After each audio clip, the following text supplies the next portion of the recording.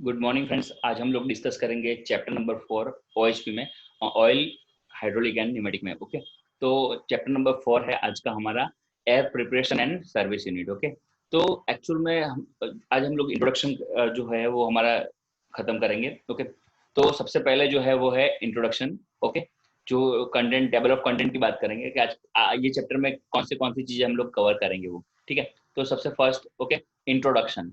Okay, क्योंकि पूरा air preparation कैसे होता है उसके बारे में उसका इंट्रोडक्शन है वैसे। Okay, then stages of air preparation और क्लासिफिकेशन ऑफ एयर कंप्रेसर। आज के लेक्चर में हम लोग ये तीन टॉपिक कवर करेंगे। First introduction, second stages of air preparation and third one is the classification of air compressor. Okay, तो ये है चैप्टर नंबर 4। ओके, आज हम लोग नेक्स्ट चैप्टर शुरू कर रहे हैं। ओके, लास्ट हम लोगों ने चैप्टर नंबर 3 कंप्लीट किया। ओके, और जीटीयू में।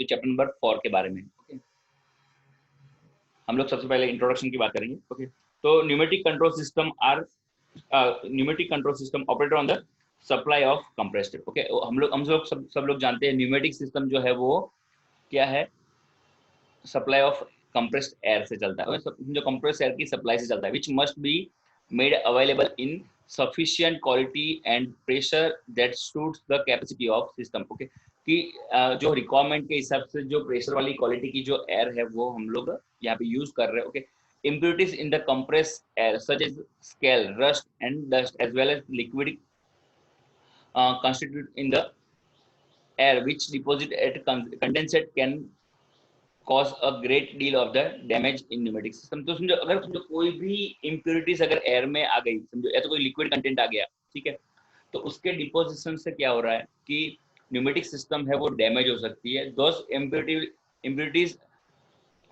adversely affect the functioning and the performance of the pneumatic components। Okay, तो जो ये impurities जो हमारी है वो समझो कि न्यूमेटिक कंपोनेंट के परफॉर्मेंस में और फंक्शन में, उसके वर्किंग में वो कुछ समझो डैमेज, उसकी अलग जो एक गलत इफेक्ट उसकी होती है। ठीक है, in order to eliminate those effect compressed air has to be prepare great care. Okay, तो क्या होता है, ये पूरा इंट्रोडक्शन ये बोल रहा है समझो कि हम लोग न्यूमेटिक सिस्टम में कंप्रेस्ड एयर यूज का सप्लाई यूज कर रहे हैं। ठीक है, अगर कोई इम्प्योरिटीज अगर इसके अंदर आ गई समझो, तो उसके कारण क्या होता है कि न्यूमेटिक जो सिस्टम है वो डैमेज हो सकता है पूरा का पूरा समझो।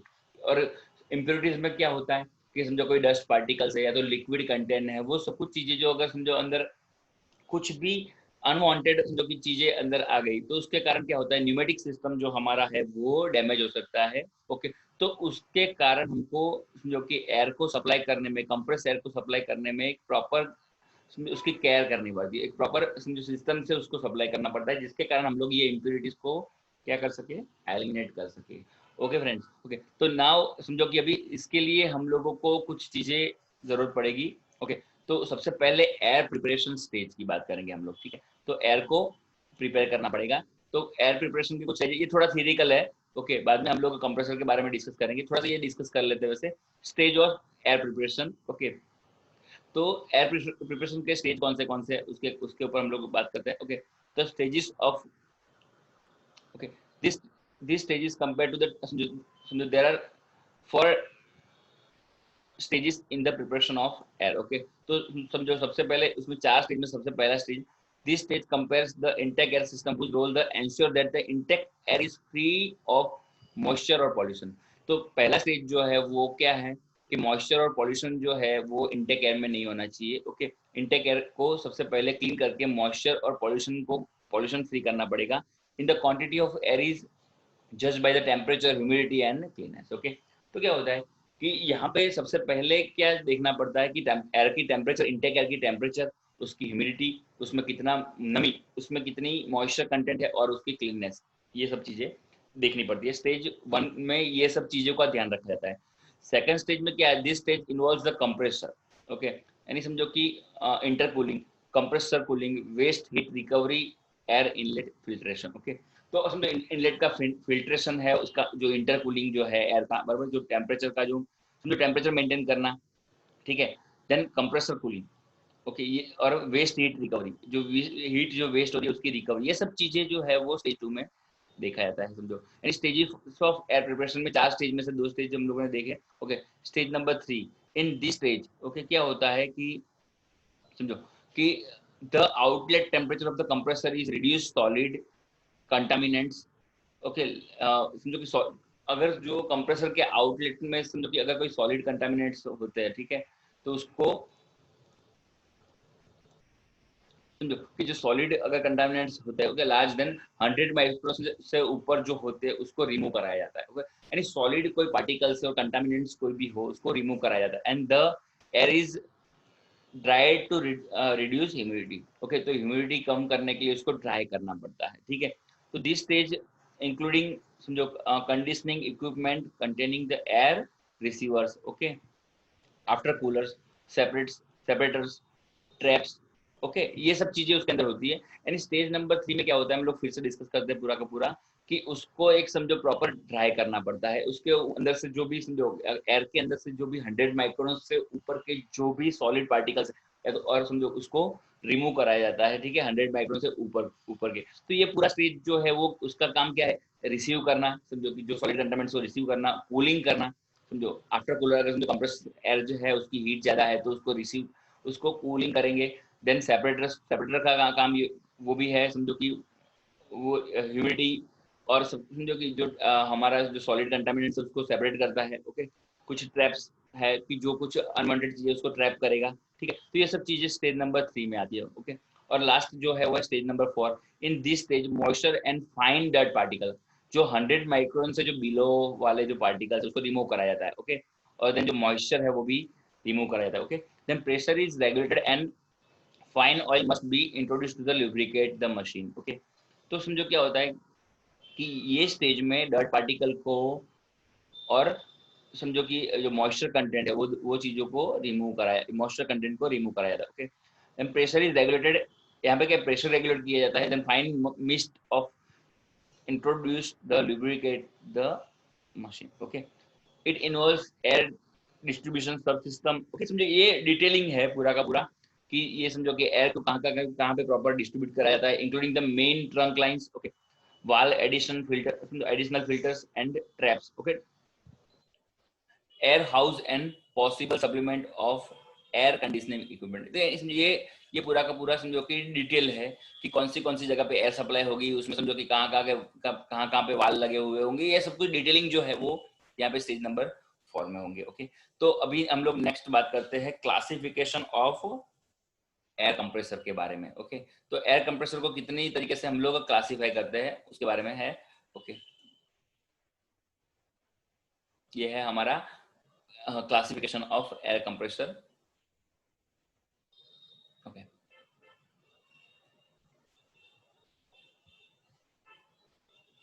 ओके, तो एयर कंप्रेसर को समझो दो तरीके से क्लासिफाई किया जाता है, एक पॉजिटिव डिस्प्लेसमेंट टाइप और डायनामिक डिस्प्लेसमेंट टाइप। दो तरीके हैं यहाँ पे, नंबर 1 पॉजिटिव डिस्प्लेसमेंट टाइप और डायनामिक डिस्प्लेसमेंट टाइप, ओके। तो समझो हम लोग ऑलमोस्ट पॉजिटिव डिस्प्लेसमेंट के बारे में जानते ही है वैसे, ओके। और समझो उसके सब सब टाइप सब जो क्लासिफाइड है वो है, सबसे पहला हुआ है रेसिप्रोकेटिंग टाइप, ओके। तो रेसिप्रोकेटिंग में क्या होता है, पिस्टन एंड डायफ्राम दो रेसिप्रोकेटिंग टाइप में है, ओके। और देन है रोटरी टाइप, रोटरी में twin screw, rotary vane, lobe और लिक्विड रिंग, ये चार है जो है वो रोटरी टाइप्स में है, ओके। देन डायनेमिक में बात करते हैं तो वो है centrifugal and axial flow compressor, ये सब सब जो कंप्रेसर है, ओके।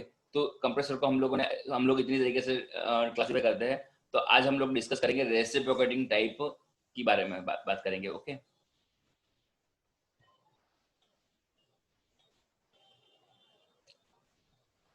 ओके, तो सबसे पहले हम लोग बात करते हैं रेसिप्रोकेटिंग में, सबसे पहले सिंगल सिलेंडर कंप्रेसर के बारे में, ओके। तो हम लोग आज फिगर देखते हैं सिंगल सिलेंडर कंप्रेसर। यहाँ पे फिगर में जो दिख रहा है वो है सिंगल सिलेंडर कंप्रेसर है, ओके। तो सिंगल सिलेंडर जो कंप्रेसर, बेसिक कंप्रेसर जो है, जो हम लोगों ने सिंगल सिलेंडर कंप्रेसर हम लोग शायद आप कहीं पे भी समझो कि साइकिल में या तो अपनी गाड़ी में अगर हम लोग एयर भराने जाते हैं वहां पे सिंगल सिलेंडर और मल्टी सिलेंडर कंप्रेसर आप लोगों ने देखा होगा शायद, ओके। तो एयर कंप्रेस करने के लिए इसकी जरूरत पड़ती है, ओके। तो the construction and working of the piston type reciprocating compressor is very similar to that and inter internal combustion engine, okay. तो क्या होता है समझो कि अगर समझो यहाँ पे जो है वो जो ये कंप्रेसर का जो हमारा जो कंस्ट्रक्शन है वो ऑलमोस्ट सिमिलर टू समझो कि हमारा जो आईसी इंजन जो होता है, आईसी इंजन के जैसा होता है। ओके, तो यहाँ पे क्या होता है, आईसी इंजन में क्या होता है, इंटेक एयर, एग्जॉस्ट एयर वाल, जो यानी इंटेक के लिए वाल होता है, एग्जॉस्ट के लिए वाल होता है, पिस्टन होता है, ओके, क्रैंकशाफ्ट होती है, और देन समझो कनेक्टिंग रोड होता है। ठीक है, तो ये सब चीजें जो है वो है आईसी इंजन के कंपोनेंट के हिसाब से होता है। ये जो है वो स्प्रिंग लोडेड वाल है हमारे, ओके, ये वाल है। ओके, तो ये सब चीजें जो है वो सिमिलर टू आईसी इंजन है। तो कंस्ट्रक्शन हम लोगों ने देख लिया। ओके, अभी बात करते हैं वर्किंग की। ओके, वर्किंग कैसे होता है, पर आईसी इंजन में क्या होता है, एक स्पार्क प्लग होता है, यहाँ पे स्पार्क प्लग नहीं होता है। ठीक है, और दूसरा क्या होता है, आईसी इंजन में एयर प्लस फ्यूल का जो एयर प्लस फ्यूल का और इंजेक्टर जो होता है, तो इंजेक्टर यहाँ पे नहीं है, यानी यहाँ पे फ्यूल एंटर नहीं होता है बस सिर्फ। ठीक है, यहाँ पे सिर्फ एयर का वर्किंग होता है। ठीक है, तो अभी समझो कि इनलेट जो है वहां से जो एयर यहाँ पे इंटेक एयर जो है वो यहाँ से सक्शन के जैसे जैसे पिस्टन नीचे जाता है, ठीक है, तो एयर सक्शन होती है, तो एयर सक्शन होती है। ओके, कंस्ट्रक्शन में, ओके, तो compression is accomplished by the reciprocating movement of the piston when cylinder within a cylinder. This motion alternatively fills the cylinder and compress the air. Okay, तो यहाँ पे basically होता क्या है, ओके, कि यहाँ से समझो कि जो इंटेक एयर अंदर आती है, ठीक है, इंटर जैसे पिस्टन नीचे जाता है ऐसे इंटेक एयर अंदर आती है, और देन ये वाल है वो क्लोज हो जाता है। यहाँ पे जो वाल है वो क्लोज हो जाता है, यहाँ पे वाल क्लोज होता है, हो जाता है। ठीक है, देन क्या होता है, वाल अगर क्लोज हो जाता है, ठीक है, तो समझो एयर, ये जो पिस्टन का जो पूरा का पूरा जो ये एरिया है वो एयर से फिल हो जाता है। ठीक है, अभी दोनों वाल क्लोज होता है। ठीक है, तो क्या होता है, जैसे जैसे पिस्टन ऊपर की तरफ मूवमेंट करता है तो एयर है वो कंप्रेस होती है। ठीक है, ये एयर जो कंप्रेस होती है वो समझो दोनों वाल क्लोज है। ठीक है, देन आफ्टर कंप्रेस होने के बाद आउटलेट वाल जो है, एयर आउटलेट है वो ओपन होता है और कंप्रेस एयर को डिलीवर करता है चैम्बर में, पूरी जो टैंक होती है उसके अंदर। ठीक है, यानी ये पूरी सिस्टम वर्क करती है सर। ठीक है, जैसे आईसी इंजन में वर्क होती है। Okay, a connecting road transform the rotary motion of the crankshaft into reciprocating motion. जो हमारी जो क्रैंकशाफ्ट है उसकी जो रेसिप्रोकेटिंग मोमेंट है उसको कनेक्टिंग रोड है वो समझो रेसिप्रोकेटिंग रोटरी मोशन को रेसिप्रोकेटिंग मोशन में ट्रांसफर करता है। ओके, तो समझो कि यहाँ पे पूरी की पूरी सिस्टम जो है, ओके, यहाँ पे स्कीमेटिक डायग्राम हमको सिंगल सिलेंडर कंप्रेसर का दिया हुआ है। ओके, द सक्शन और समझो inlet stroke begins with the piston and at the top dead centre during the downward stroke. Okay, तो क्या होता है कि मैं अभी जस्ट मैंने डिस्कस किया उस हिसाब से जो सक्शन है वो डाउनवर्ड स्ट्रोक के साथ शुरू होता है।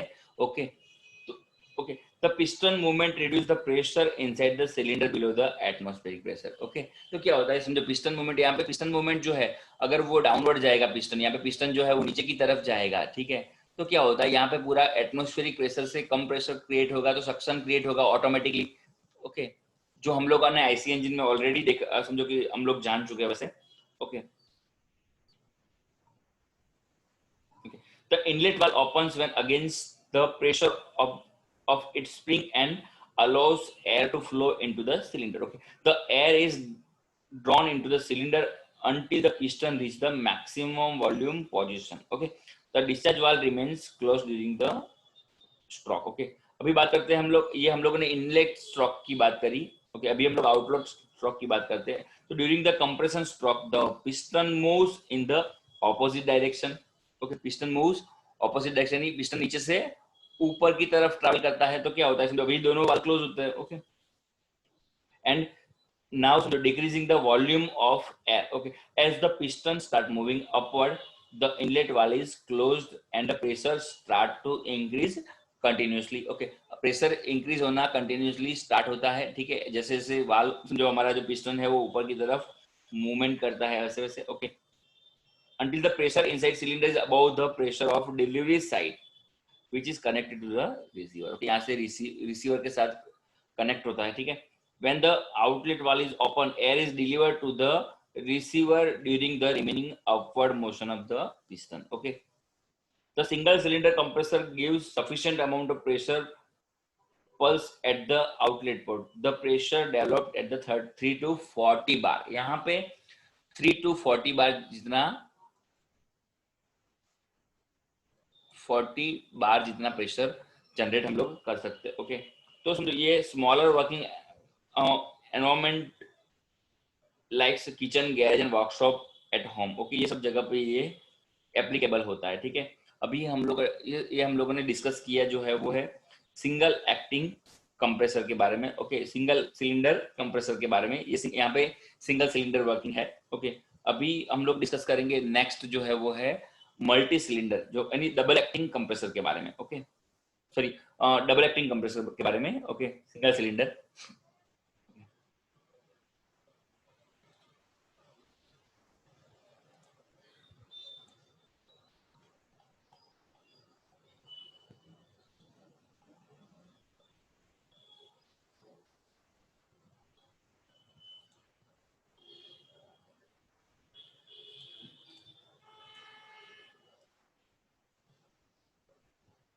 ये जो फिगर जो है हमारी डबल एक्टिंग कंप्रेसर के बारे में है। ओके, तो यहाँ पे क्या हो रहा है, यहाँ पे डबल एक्टिंग कंप्रेसर कैसे वर्क हो रहा है वो मैं आपको यहाँ पे डिस्कस करते हैं हम लोग। ओके, तो pulsation of air can reduce by the using double acting compressor we can show. Okay, जो एयर का जो पल्सेशन है वो हम लोग यहाँ पे रिड्यूस कर सकते हैं। It has two sets of वाल एंड क्रॉस हेड। ओके, तो यहाँ पे दो सेट वाल के होते हैं। ओके, ये जो इनलेट वाल यहाँ पे दो हमको दिख रहा है यहाँ पे। ओके, हम लोग थोड़ा फिगर पे फोकस करते हैं। ये है हमारे इनलेट वाल नंबर 1 एंड 2। ऐसे ही एग्जॉस्ट वाल जो है वो नंबर 1 एंड 2, दो सेट यहाँ पे यूज हो रहे हैं। ओके, और ये जो है वो हमारा सिलेंडर, ये क्रॉस स्लाइड है और ये सिलेंडर है, ठीक है। ये है हमारा क्रॉस स्लाइड। ओके, सिलेंडर ये है हमारा, ठीक है। ये crank and connecting rod as it is. Okay, ये हमारा इनलेट है और देन ये आउटलेट। ओके, तो यहाँ पे क्या हो रहा है समझो, इसकी कंस्ट्रक्शन में द पिस्टन टाइप कंप्रेसर समझो consist of cylinder, cylinder head, piston, piston rings, two inlet, outlet and spring loaded valve connecting rod, spring loaded valves connecting rod, crankshaft and bearings. Okay, ये सब चीजें यहाँ पे construction में होती है। अभी हम लोग ऑपरेशन की बात करते हैं। ओके, तो compression is accomplished by the reciprocating movement piston with in the cylinder. Okay, यहाँ पे जो रेसिप्रोकेटिंग मूवमेंट जो है वो उसके कारण जो हमारा कंप्रेशन हो रहा है, ठीक है। A connecting road transform the rotary motion same system. Okay, हम लोगों ने जो उसमें डिस्कस किया था उसकी उसकी जो हम लोगों ने सिंगल एक्टिंग के बारे में डिस्कस किया था उसके हिसाब से यहाँ पे वर्क हो रहा है। ओके, अभी समझो हम लोग फॉरवर्ड स्ट्रोक की बात करते हैं। तो piston moves in right side. Okay, piston यहाँ पे अगर समझो राइट साइड मूव, यहाँ पे देखो हम लोग स्ट्रोक की बात करेंगे जो फर्स्ट फॉरवर्ड स्ट्रोक के बारे में। ओके, समझो पिस्टन यहाँ पे राइट साइड मूवमेंट करेगा ये तरीके से। ओके, तो राइट साइड यहाँ पे पिस्टन मूव करेगा। In the right side the air is compressed on the right side of the piston at the same time air is struck the left side। Okay, तो क्या होता है समझो, यहाँ पे कंप्रेशन, यहाँ पे ऐसे मूवमेंट करेगा तो ये एरिया में हमारा जो है समझो पिस्टन वो मूव करेगा। तो क्या होगा, यहाँ पे जो एयर है हमारी, ठीक है, वो उसको कंप्रेस करेगा, ठीक है। पिस्टन राइट साइड वाली एयर को कंप्रेस करेगा और सेम टाइम यहाँ पे है, यहाँ पे जो ये एरिया है वहां पे समझो एयर सक्शन का काम शुरू होगा, ठीक है। तो समझो जैसे जैसे समझो पिस्टन राइट साइड मूवमेंट करता है उस हिसाब से समझो जो पिस्टन के आगे की यहाँ की जो एयर है उसको वो कंप्रेस करेगा और ये पीछे की जो जगह है वहां पे सक्शन प्रोड्यूस होगा, ठीक है। So during the stroke on right side of the piston delivery and left side of the piston suction text. Okay, तो क्या होता है ये स्ट्रोक के दरमियान यहाँ पे पिस्टन यहाँ पे कंप्रेशन होगा। ओके, और जो ये एरिया है वहां पे सक्शन होगा। ओके, तो यहाँ पे क्या होता है कि ये स्ट्रोक के दरमियान ये जो वाल है वो क्लोज होता है, ठीक है। और यहाँ पे है वो पिस्टन यहाँ से एयर को शक करेगा, ठीक है। यानी ये जो साइड की जो इनलेट है, इनलेट से वो शक करेगा। ओके, और देन आफ्टर कंप्रेशन के बाद एक रिक्वायरमेंट प्रेशर के बाद वो यहाँ से डिलीवरी कर देगा, ठीक है।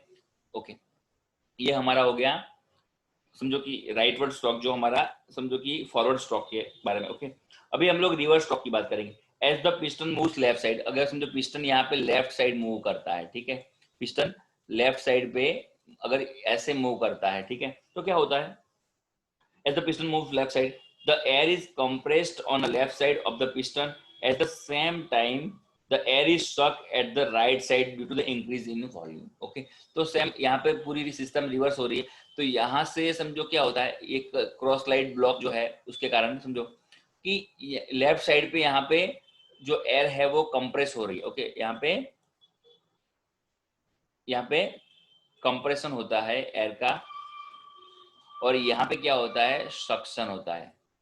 ओके, तो यानी दोनों स्ट्रोक में यहाँ पे वर्क हो रहा है। Okay, so the during this stroke on a right side of piston suction and left side of the piston delivery take place, accordingly valve है वो open close होते रहते हैं। Okay, due to the reciprocating action of the piston the air compressed and delivered twice in a one stroke। Okay, तो यहाँ पे क्या हो रहा है कि समझो कि due to the रेसिप्रोकेट, यहाँ पे पिस्टन के रेसिप्रोकेशन के कारण यहाँ पे दो टाइम सिंगल स्ट्रोक में 2 बार सक्शन और 2 बार कंप्रेशन हो रहा है। Okay, due to the reciprocating action of the piston air compressed and delivered twice in a one stroke. Okay, pressure higher than 30 bar can be produce. Okay, हम लोग यहाँ पे 30 बार से भी ज्यादा प्रेशर हम लोग ये सिस्टम में हम लोग प्रोड्यूस कर पाते हैं। ओके, तो अभी समझो एप्लीकेशन की बात करते हैं। It can used where the high force is required. Okay, तो हाई फोर्स अगर है तो वहां पे ये सिस्टम पूरा यूज कर सकते हैं हम लोग। ओके ओके, और समझो कि पैकिंग प्रोडक्ट्स में ये पूरी सिस्टम हम लोग जनरली यूज करते हैं। ओके, पैकिंग प्रोडक्ट्स में इसका समझो कि यूज होता है। ठीक है, तो आज के लिए इतना ही। हम लोग नेक्स्ट लेक्चर में डिस्कस करेंगे मल्टी स्टेज कंप्रेसर के बारे में। Okay okay, thank you friends.